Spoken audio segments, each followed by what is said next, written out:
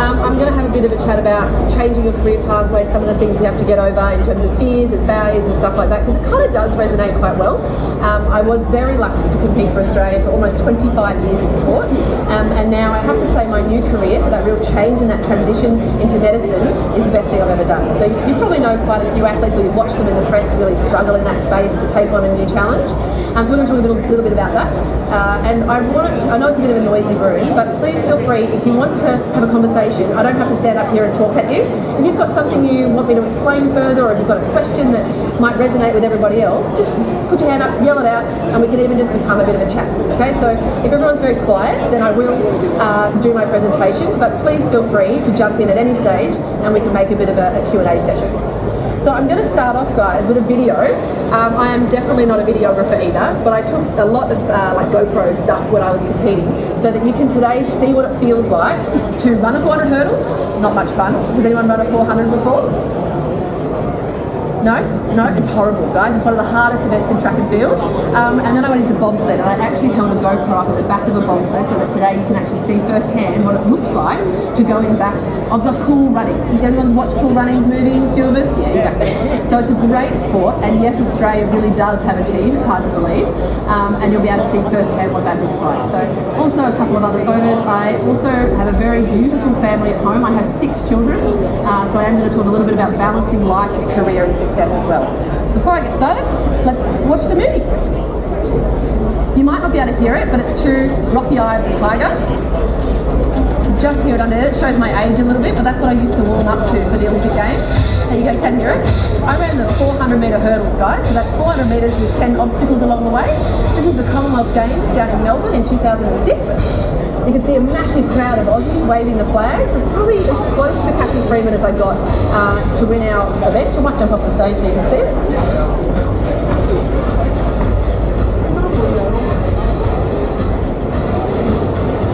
I did have abs once. Okay, here we're getting into the bobsled.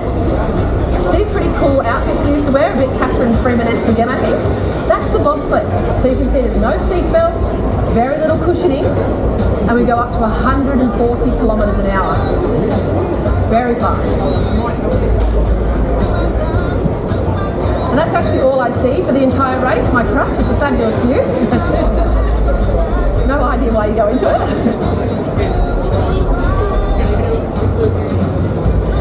And I get asked all the time, we absolutely do crash. This is us actually taking a dive in one of the big races in Europe. This is how you drive the sled. So there's no actual steering wheel. It's minute movements in your hands that guide the way the blades move on the ice. And this is my actual job, which is the brake move. So I stop the sled at the end. There's no formal foot pedal. You actually pull a little lever up and stop the sled from going 140 k's into the ice wall at the end. It's a bit of a fun one to say that you absolutely can do anything your body thinks it can. There's 3 of my kids, my little girls. Balance is tough, I'm not going to lie, so often they just become part of my training and environment.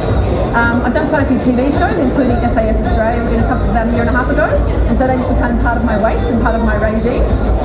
There became 6. I welcomed twins last year. I can tell you that ultrasound was a bit scary. I did it myself because I'm a women's health doctor and found the little heartbeats. Okay. No, I'm done. So they asked if I'm having any more children? No. I do a bit of commentating these days, guys. It's my website. I've got 2 books now, and I get to do some amazing advocacy work in women's health, so around cervical cancer and gynecological cancers and things like that. So yeah, that's a bit of my background to get us started. Who's keen on giving bobsled a ride? A go?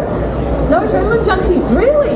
Wow, I thought this group would have quite a few people because you're obviously here to take on challenges in life. It's a lot of fun. My beautiful mother, this is Jackie, has actually done it herself. She did it when she was 17 years of age. She did spend a good 45 minutes at the end vomiting and feeling sorry for herself. But I think it really paints the fact that you can do anything you want to if you just get past that fear in that space. Mum is, I always dedicate, I do a lot of these now, and I always dedicate all my talks to my mum, because I'm well aware my bio is a bit, I know, I can read it myself, I know that it says that I'm doing a lot, but she is the main reason that I have any capacity in life and any belief in the ability of what I do. So she's also my nanny for all my children, so you can imagine she plays a very, very big role in making anything happen. And she taught me very, very young one thing that I want you to also do today. So she spoke to me right from the age of 4 or 5 around what it is that you want to achieve with your career and your personal life. So literally you can imagine asking your kid at 5 or 6 years of age, what do you want to be when you grow up? And you know, they shout off a few different fun things, but when you do it regularly enough, you start already instigating that plan of what you want to get out of life. And this is actually my little daughter Jemima, and ironically we have the same 3 goals.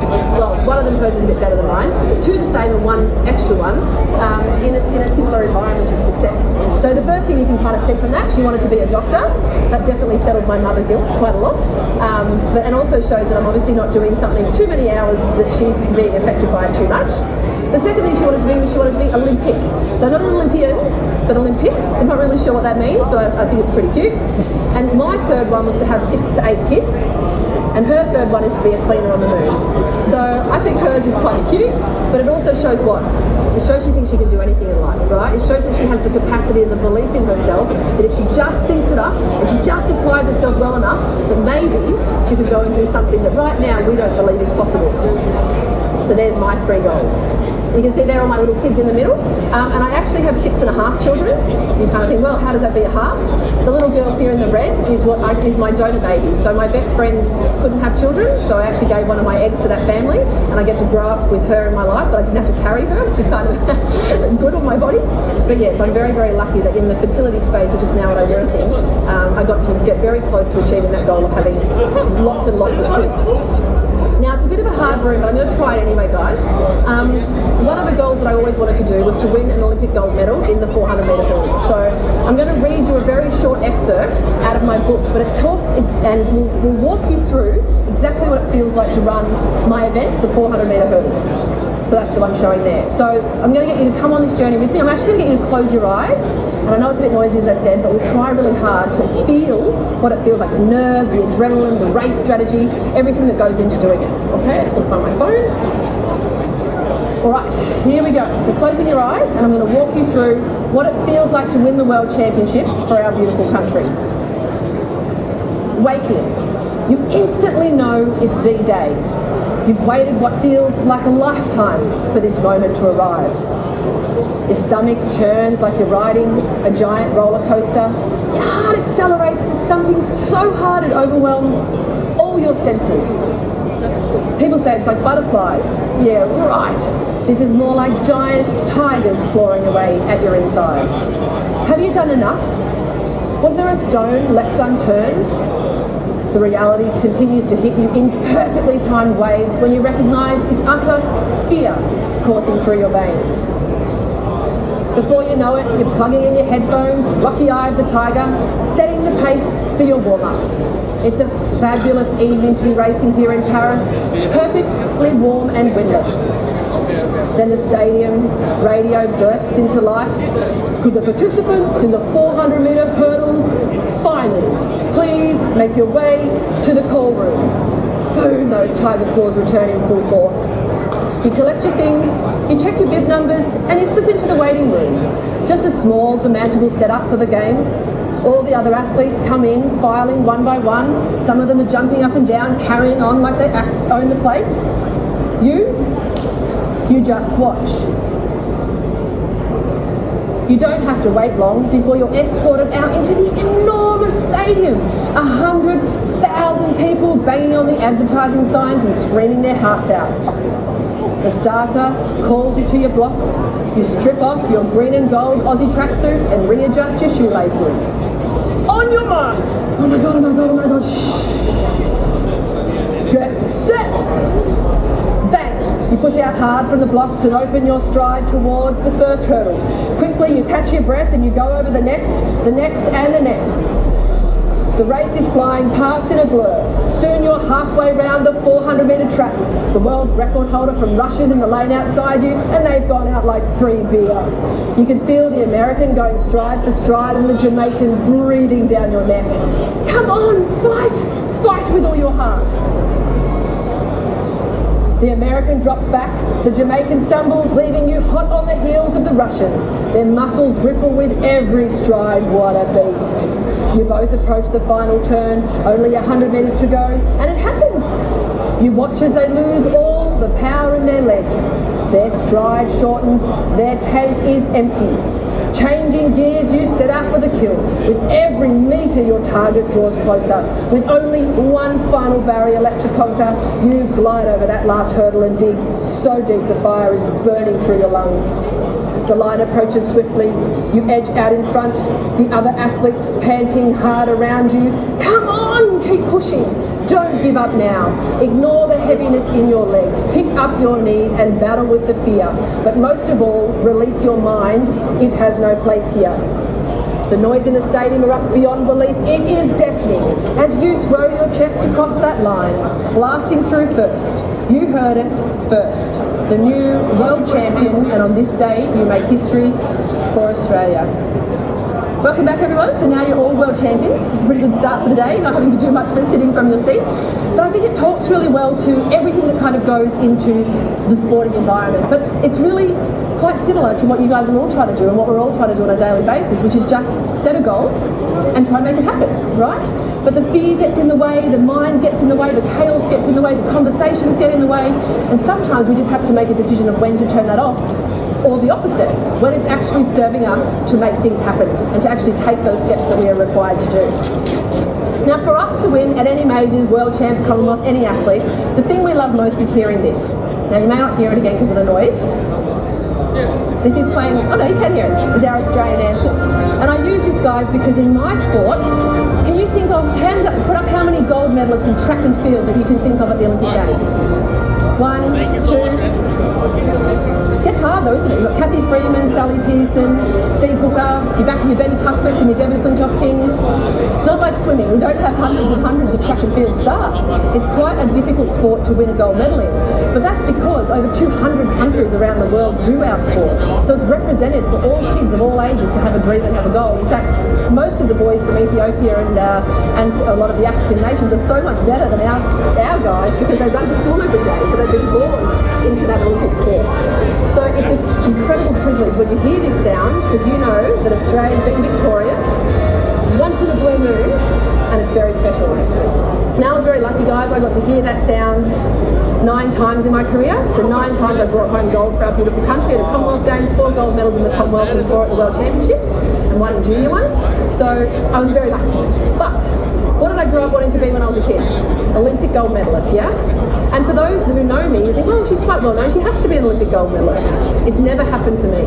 And so we are going to talk a little bit about how we overcome that disappointment, because whenever we're taking on something new, there's always that fear of something not going to plan. For me, my greatest ever world championships speaks really well to what we have to do to set ourselves up for success. Now the first one is, this is a lovely little picture of me winning gold, but I actually had, this is the World Championships in Osaka in 2007, and I actually won that only 7.5 months after having my beautiful first child, Medalist. That's the little guy in the picture there. And it was at a time, guys, where everyone said to me, you can't do it. There's no way you can come back after having a baby and win a World Championships. It's just not possible. And lots of handshaking on, well done, what a great career, are you going to go coaching, are you going to go into television, what are you going to do with your life? How many times have you heard you can't do that? It might even be with this situation, buying a franchise or getting involved in a new business strategy, and everyone says that's not a great idea. What about the consequences that come with that? But how do we say, no, I'm not going to listen to that voice, I'm going to believe in myself and have that capacity? And that's all it was. I vividly remember everybody saying you can't do this, and just turning around and going, watch me. Because ultimately, all you've got to do is give it a crack, and then we deal with the things that don't go to plan afterwards. Now, my beautiful mum, who I showed you at the beginning, started this planning of capacity as a kid by asking me about what my goals were. So straight away making sure I knew what it is that I wanted to achieve. Then she shared with me a wonderful quote that I actually have, I'm not going to show you my tummy, I have a little tattoo of it on my belly because I believe in it that much, about the bumblebee. Do we know the bumblebee quote? Have you heard it? It's the perfect one for you to take away today, because it's basically a big fat bee. Who's seen a flying bumblebee at least? Yeah? Most of us. Big fat fluffy bee with the smallest little wings you've ever seen. So scientifically, aerodynamically, all the different things that go into it tell you this bee cannot fly. It's humanly not possible, but it flies, yeah? We always see them flying. So it's a perfect example already there before us of nature saying you can already say yes to those opportunities. You've just got to have the guts to do it. And you've just got to find the capacity within ourselves. And the best way to find capacity is to keep throwing yourself in the deep end. Because every time it doesn't go to plan, what you realise is you wake up the next day and life goes on, and you wake up and life goes on, and you actually build that inner resilience that you've already got. Because the question I regularly get asked is resilience something we're born with? How do we encourage our kids to be more resilient? Let them fail. The more we fail, the better we get at being uncomfortable, and when we're uncomfortable, we learn. And that's the only advice you've got to do. Learn to fail well, and you're going to have the greatest success on the planet. Fear is the biggest thing, though, that I think gets in the way of us saying yes to opportunities. And the fear of looking like an idiot, the fear of making a mistake, the fear of failure. There's obviously financial implications for many of you, and it's hard. It's really hard to move past that space. So I'm going to show you a little video that I think paints fear very well. It's actually out of SAS Australia, so I don't know if you guys know it. It's a Channel 7 television show. I did it about 2 years ago. There's a new season about to come out, actually. And basically, they throw you in the deep end very, very hard. So it's 18 celebrities do an SAS-style selection, so like an army-style selection that they do for the very, very high elite army guys. They drown you, they gas you, they burn you, they throw you out of helicopters, they do everything they can to try and break you on national television. I've had 6 babies and 4 beautiful little ones didn't make it to the planet. So I had lots and lots of miscarriages and heartbreaking. You know, there's nothing you can do in 99.9% of those situations except live through them. Just heartbreaking.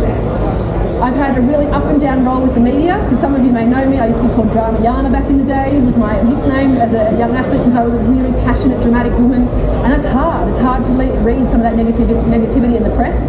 I've apparently been married to the same guy twice because we got divorced publicly twice. That's actually just the media. We've only actually been married once. We got married and got divorced once. But anyone knowing relationship breakdown hurts. Okay, it's a hard space to move through. And the final one was that I had a pretty scary cervical cancer diagnosis in 2014. And so all of that space and what have I done wrong? What could have I done differently? Why is all this happening? What can I change? Sitting there after the 2012, losing another Olympics going, I need a plan because this is crap. I can't keep going unless I have an idea. So that's where I get to. What you do with your failures and your heartache determines the next entire chapter of your life. And yet again, Mum features. She rings me up and she goes, Jana, you failed the Olympics again. I'm like, thanks, Mum, just rub it right in. Yep, that's wonderful. She goes, no, don't you dare think of it like that. Failure is only something that gets you if you let it. But if you reframe it, so look at the yucky, ugly word, if you reframe it in a positive way, just like fear, just like failure, just like capacity, it's going to serve you beautifully for the next thing that I think you should do. I'm like, okay. So she said, first attempt in learning. All of a sudden, fail has a really beautiful way to look at it. Because ultimately, this is all failure is. It's an opportunity for you to look back and look at what happened, acknowledge what you could have done differently, and then learn and change the next step forward. And so she said to me, hey, when you were a kid, remember, back to knowing what you want to do? When you were a kid, you wanted to be a doctor. And I'm like, oh, come on, Mum. I'm 30, single, got a kid, no money because I burned all my bickies trying to get to the Olympics. Going to medical school now would be the most stupid thing in my life. Now, there's probably some of you sitting here trying to make decisions today thinking, why would I make such a big thing and change in my life right now, right? Because you can. And because it changes some of the things that in the past that didn't go to plan into a positive way. So she said, you didn't win the Olympics, but through losing and trying again and trying again and trying again and trying again, you proved you've got such a great work engine, you can do anything. Medical school's going to be fine. If you can train that hard at that level for so many years and get knocked down so many times and keep getting up, come on, Jana. Your excuses are just excuses. Get off your backside and get into medical school. Easier said than done if you know how hard it is to get into medical school. I tried, I sat the exam, it happens once a year. I sat the exam and I applied to all the universities around Australia thinking this is going to be my fairy tale ending. Do you reckon I passed? No way. 7 rejection letters? No way. I failed it very miserably. 12 months rolls around and she's like, come on, Jana, you can do it. You did the Olympics 3 times. You've only done this exam once. I'm like, thanks, Mum. Thank you very much. And thankfully, as you know, I did pass the second time and I'm now a doctor in women's health. So it's so interesting though, because I also have obviously now had 6 children despite all the miscarriages. But all of the accumulation of the things that are my greatest heartaches, so having had a cervical cancer scare, having had multiple miscarriages, and then losing the Olympics, ended up shaping me to my last slide, which is my life now, and I want to share that with you. In 2014, I really thought I was going to have a hysterectomy because of the cancer scare. So I started Googling, what can families do if you can't have children with your own womb? And there was an incredible surgeon over in Sweden doing uterine transplant. So it sounds a bit quirky, but just like a cardiac transplant, he was taking a uterus out of a woman who'd finished her family and putting it into someone who couldn't. So I thought, this is amazing. So I sent him a little email. Now, to put into perspective, he's an incredible professor in medicine and I'm a medical student, right? The gap between that is enormous. They don't reply, they don't even know you exist. Turns out he was an avid track and field fan, so he got my email and said, oh sweet, it's Jana Pittman. I'm like, oh my god, it's Matt Spurgeon. And we ended up becoming wonderful friends. Two things again, give it a go. What have you got to lose? They just don't reply an email or it opens an opportunity. So all of a sudden, I'm a doctor and I'm starting a fertility program in this extraordinary new science around women who can't get pregnant. And I have to say, guys, I'm sorry this is another gory photo, but this is a uterus, okay? I'm going to say it straight away because someone the other day thought it was a baby. It's a uterus. On the 10th of January this year, we did our first ever uterine transplant in Australia. First ever in Australia. And I'm happy to let you guys know that she's now 19 weeks pregnant. About to have the first ever baby born in Australia after a uterine transplant. Now let's put it into perspective. If I hadn't have gone to medical school, sorry, say it again, if I had won the Olympic Games, I can tell you 100% I would never have gone into medicine. Because I wouldn't have wanted to go and have that 5 years of life and no money and no, you know, the idea of going and doing something so hard would have been like, well, why? Why do I have to do that? I've done an amazing career, but the fear and the disappointment from the track loss, I pushed in that same passion and that same desire. I pushed into getting into medical school. It was 100% the reason I am now a doctor. There's no way I'd have this incredible career that I do now if I had been the Olympic champion. There just would have been no need to do it. But the day I graduated from medical school, I cried oceans. I had never cried after losing the London Olympics. It was so caught up and bent inside. But the minute I passed and they said, congratulations, Dr. Pittman, every bit of that pain washed away. So it's so interesting how life unfolds in this beautiful way if you just go on that journey with it and walk through that pain and get out the other end. And then obviously going through the infertility and going through the cervical cancer scare, look what I get to do now. And so this is the beautiful woman. Her name is Michelle. She donated her uterus to her daughter. And Perky, the little girl that she's now carrying, is growing up in the same uterus that she did. It's crazy, hey? But none of this would have happened, guys. So none of the future that I have now, it's amazing, hey? None of the future that I have now walking before me would have ever happened if I hadn't have gone through the disappointment, the fears and the failure and the heartache. So what I want you to do tonight, for the last thing that I'm going to say to you, is go home tonight and put on a piece of paper all the things that you think you failed at. And then I want you to draw little lines around them and decide what actually came out of that situation. If you're still really hurt by that, watch a sad movie, have a good cry, and then make a plan. Use that pain to push you into something that'll wipe it away. Push past that discomfort. Don't let it be your ball and chain on the ground, which most of us do. The only choice you have with that pain is to really pick it up, get angry with it, and then use it. Just like love and hate sits close together, so does pain and success. Okay, you have to have passion, pain, and disappointment for that success to be worthwhile. So grab hold of it, and it becomes the weapon that you need to say yes to these new opportunities. Okay, that's what your passion, that's your dream and your desire becomes. My last little slide, which I think is the perfect little way to end it, is she never seems shattered. She was a breathtaking mosaic of the battles she's won. I think it's a lovely little quote by Matt Baker, and it just really speaks to your life is going to be fun, it's going to be complex. Have a plan, know what it is that you want to achieve, chip away at it, add little tiles, add little bits. Many times those tiles are going to fall off. It doesn't matter, they'll be replaced with different ones. Just keep going. Keep going, keep going, keep going. Don't be afraid of opportunities. When the failure happens, which it will, use it to find something else that you love and the purpose you're supposed to be on. Just have our eyes open. That's all we have to have is our eyes open to new opportunities. So that's it, guys. That's the last part of my conversation. I think I've done it on time. I'm happy to ask any questions. Otherwise, we have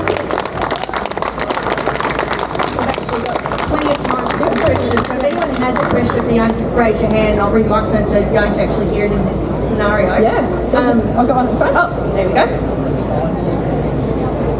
How old I am, she'd like to know. I'm 40. Yes. Still, oh, that's nice. She said I'm still young. In medicine, I'm not so young. So I now work with like doctors that are 10 years younger than me and my bosses. So it's a challenge to take on a big new career pathway and have to work your way up from the bottom again and learn all these new skills and all these new, strategies and stuff and make your brain work in such a different way. But so worth it. Yeah.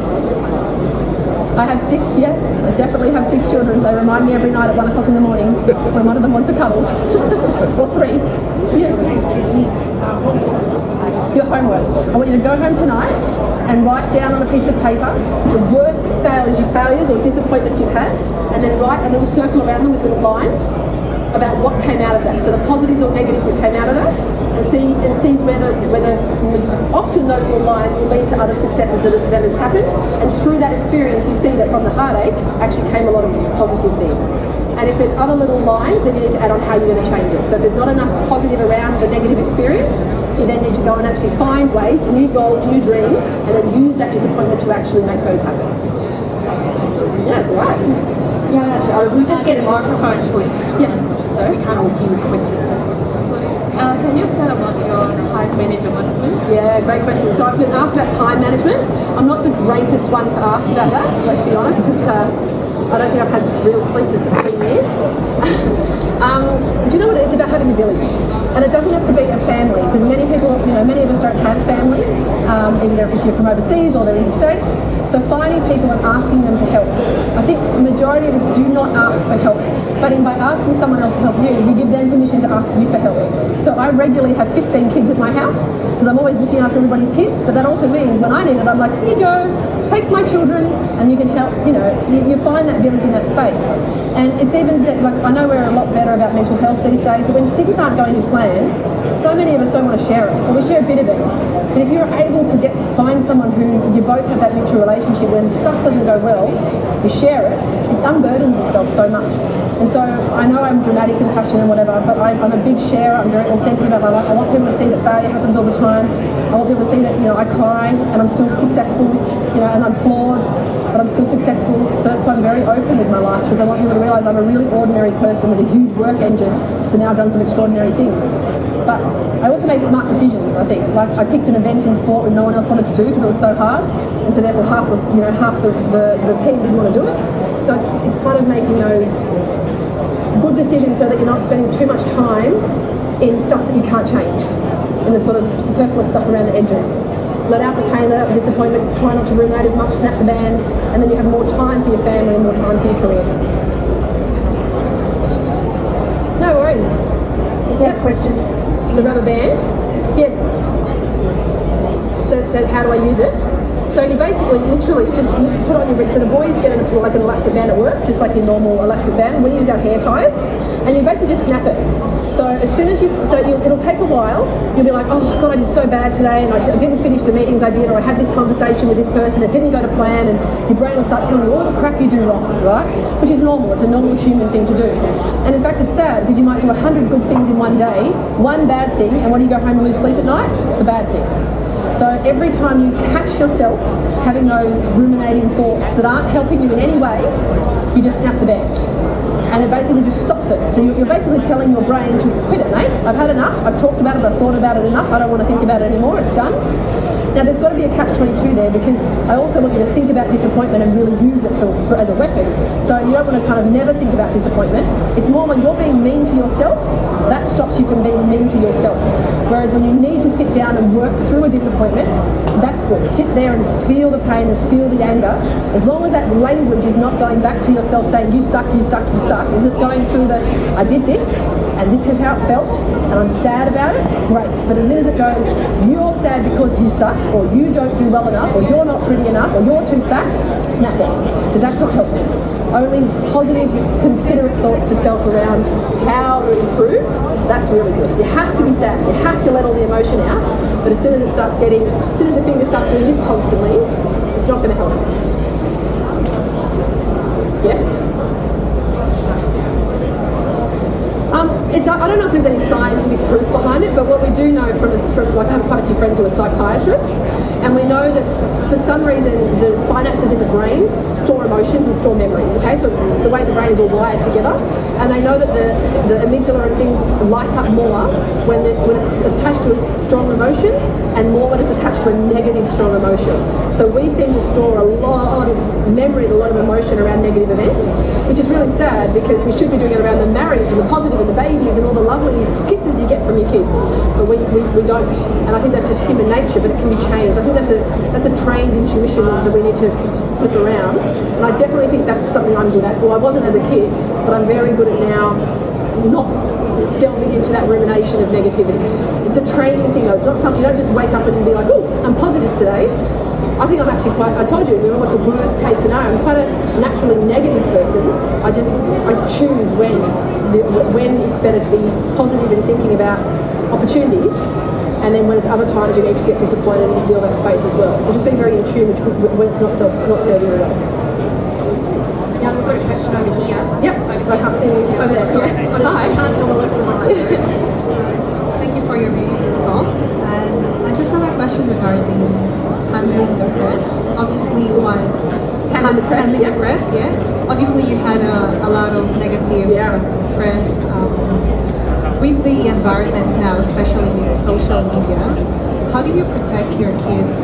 And also, do you have any professional team to handle the... Very good question. So, no, is the flat out answer. Look, I have not had negative media now for about 15 years.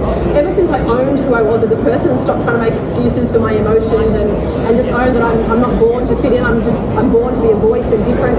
You know, I talk about incontinence and bleeding, vaginal bleeding and all this sort of stuff. It's, that's very taboo, shouldn't talk about it in public, but I think it's important to do so, because women need to get help and support. That space has really changed. So I really think the media now, I do so much media these days and it's all in a really positive space compared to when I was a young kid. But I feel like when I was a young kid I had no idea who I was. I never felt like I was good enough. I always felt like I was a bit unusual, a bit quirky. And so that manifests when you do an interview as well, because you're kind of scared what you're going to ask and then you say the wrong thing. And whereas now I don't get scared when I do interviews. I know that I've got value, which I didn't think I had as a kid, and I know I've got something really positive and important to say, particularly around women's health and all the advocacy in that space. So when you start projecting that positivity, it's not, you can't be mean to someone who's being happy and positive and talking about stories that help other women. So it's kind of giving our kids the weapon to say, be yourself, and trying to find love in who they are as a person. And I think it's hard to do that. I mean, we know many kids have lots of problems at school, and how do you get them through that space without telling them what to do, but then they want to learn for themselves. It's a challenge. I think you're right, social media does play into that. Encourage them to have some amazing role models on there, not just influencers. So get them to pick a couple of sports people or a couple of, musicians or authors that have really positive messages, so they see both.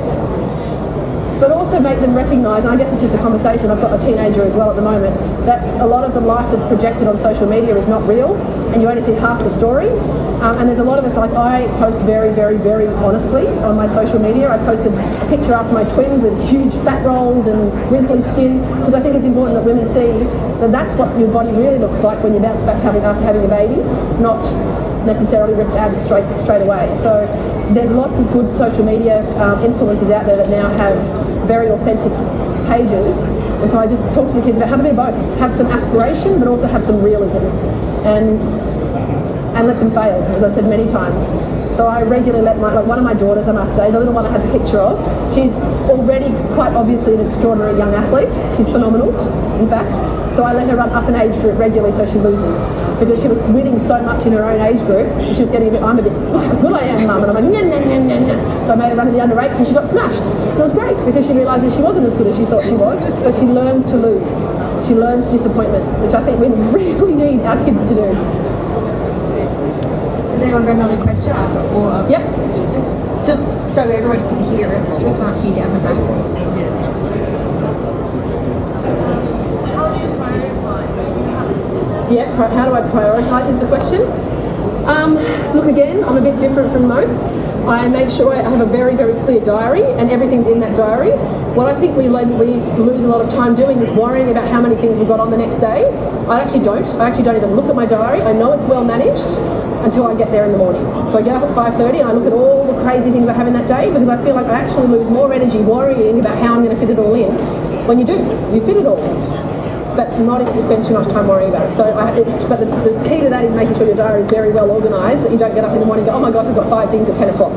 So it's just making sure as you put things in. But I don't spend hours and hours and hours trying to plan the next day. I just know it's going to happen and then you just let it happen without all the ruminating that goes with it. So you've got to have a very, very clear diary in that space. And I diarise everything. I diarise going to the gym. I diarise time for breakfast, so it's very clearly strategically put out. Even I have a wonderful au pair. She's diarised into there too. Her time off is diarised in there so she doesn't get overwhelmed. So it's a tightly run ship, but then I don't worry about it. I just let it happen. So, which not everyone, I know that's really giving your control back. If something like I couldn't do that, I have to look the night before, I have to look a week in advance and know that that day is going to be chaos. My whole life is chaos. Like I don't have a day where it's not. So I don't want to think about it, or I probably wouldn't have the guts to try and do it. So, yep. Thank you. You've been so open and honest and raw, and I think I run in with imposter syndrome. I think that was really good of you to share that. I went to see Jacinda Ardern breakfast the other day, and even she said that every day she still suffered from imposter syndrome, but she did it anyway. Yes. So it's how we do that. How do you push past that imposter syndrome? Because we all have it. Yeah. So I just wanted to say, like, obviously I can feel you want to be even better, even more. Who would you go to be a mentor? Great. Who would you get a mentor? The question is, who would I go to be a mentor? I have two amazing mentors. One of them is, well, I should say, she's now passed away, but she's someone who I love so much and speaks to capacity. Do you guys know who Catherine Hamlin is? You probably do, yeah. Catherine Hamlin she passed away about 2 years ago now, and she was a surgeon who graduated from medical school in 1946. So it was at a time when women really didn't do medicine. So it was like pretty extraordinary that she came out and went in. You can imagine how many times people said no to her. No, you can't do this. No, you can't do this. Not only did she finish medical school, she then became an obstetrician gynecologist, like I'm training to be or wanting to be, in a time when women didn't do surgery. Like it was just an absolute no. And so once she finished her gynecological training, can you imagine if she had stayed here in Sydney, how much money she'd make living on the eastern suburbs treating women? Amazing, right? She would have had so many patients lined out the door, but she recognised that women in Africa were suffering horrific obstetric injuries because they didn't have access to midwives and doctors. In fact, women over there have labours sometimes for 10 days, guys. So we think it's bad here if we labour for 48 hours. Sorry about the boys, but that's bad here in Australia. But the women over there don't have any access, so the babies get stuck, and then eventually when they do come up, they basically cause a massive hole between her bladder and her bottom, and so she's fecally incontinent. So she walks and food runs down their legs all the time. They're outcast out of communities, and their lives are ruined. Catherine realised for $200 she could go over there and heal these women. So she moved her entire family over to Africa, and over the space of 50 years healed 30,000 women of these obstetric injuries. So I put someone like that up and go, that is a human hero, and anything I do close would be amazing, but she gives you the capacity to realise she pushed so many boundaries. And what's also amazing is she did her last operation. Have a little, you probably know, but have a little guess how old she was the last time she did an operation. Just have a guess. 80 is pretty good. 92. Wow. So when you're talking to capacity, she's my bumblebee, right? So she just basically proves that you've just got to believe it for it to happen. And then the other one is also, funnily enough, so it used to be Kathy Freeman, now my new life is a lady called Carolina Da Costa. She's a current obstetrician and gynecologist in Australia, and she had 7 children while she became an obstetrician and gynecologist. So it makes me realise I've only got 6, so I should be fine. So you just find people that show life is possible. You just find that you don't even have to know them, but just have that person in the back of your mind. So when things aren't going the way you want it to, or too many people are saying you can't do it, you just find someone who's already doing it, and then you just try to follow in their footsteps and learn from what they did. All right. Just as I've got a question for you. We're here in the expo, we're talking about business. From my experience, anyone who's in the sporting field, athletes, any sort of people, they're really good at business because they understand how to set a goal and have that delayed gratification. Is that something that comes naturally to you, or is that something you've developed over time, or how can we sort of develop it? I think to be a good athlete, that's quite innate, because if you can't follow through with a goal, I mean, you get a few people, I'll be really honest, Kathy Freeman's one of them. I mean, don't know, she's great at goal setting, but she hated training. Her coach would actually force her to race in training. So you get the occasional women, and like actually Usain Bolt's the same. The guy eats like KFC and goes out clubbing all the time and still wins the Olympics. So you get the occasional absolute genetic freaks, let's be honest, who are brilliant. The vast majority of us need to work hard, and therefore we have to have a very clear goal, which again I thank my mother for, because she literally would ask me at least once a week, what do you want to do when you grow up? When you grow up? What do you want to do when you grow up? What do you want to do when you grow up? And I bet you if I asked here for everyone to go around and tell me what they'd like to achieve in the next 12 months, half of you would have no idea. Because it's really interesting that as a kid we have this massive idea of what we think the world will give us and what we can achieve, and then we get to become adults and all of a sudden we become like so focused on one thing that we lose all these other opportunities because we don't even know they exist because we're not thinking about them. And so I think it's really important that we know and sit down with ourselves regularly to create a plan of what if this doesn't work, what will I do? So if the franchise doesn't work, well, what else can I put my energies into? If I'm not loving the gym anymore, what other exercise can I do? What other swimming is there can I do? One of the hardest ones, which I now work in a lot, is if I don't fall pregnant, what's the next stage of my life going to look like? Because that's a really hard chapter to sit with. So there's fostering and adoption, there's all these different things that women can get involved in. But if you're so stuck with one goal and one focus, you're going to miss the opportunities that are all around and thereabouts. So it's just having that really clear plan of what you want to achieve, and you're right, athletes are very good at that. It's not because they're good at that, it's because they became great athletes because they had that skill. So, but it's a skill we can all get. Because the biggest thing is being mindful that you need to have it. So it's just literally every day sitting down and checking in with what you want to get out of your next 12 months. And then writing a plan for it if you can. I used to have dream boards on the wall as a kid. I could literally stick photos of all the things I wanted to achieve on the wall. I know it's a really childish thing to do, but it actually really works. So it's a good idea. You can just do it on your computer. Just pick up, make an A4 page on your computer and stick things you want to achieve on it. And so that when you turn your computer on, there it is. The first thing it is when you open your computer is what you want to get out of the next chapter. It really works, keeps it forefront. Yeah. We've got time for maybe one or two questions if anyone has one. Yeah. What basically motivates you in this inspiring life? Now, what motivates me? Honestly, I've lost my mic. I have a lot of careers now. Obviously, in medicine, I just love working with women. I mean, it's pretty amazing when you get to be one of the first people to hold a brand new baby and then give it over to that family. Like, there's nothing better, to be honest. It's really beautiful. So I don't need motivation for that. It gives my tummy such loveliness. I do a lot of this public speaking because I want people to feel better about themselves. So I used to hate being a public speaker. I'm now very used to it, mainly because I really want people to believe in their capacity and also to realise that a lot of us successful people are very flawed. We just work our way out of that hole regularly, and so therefore we can all be anything we want ourselves to be, and I think it's a good message for people to hear.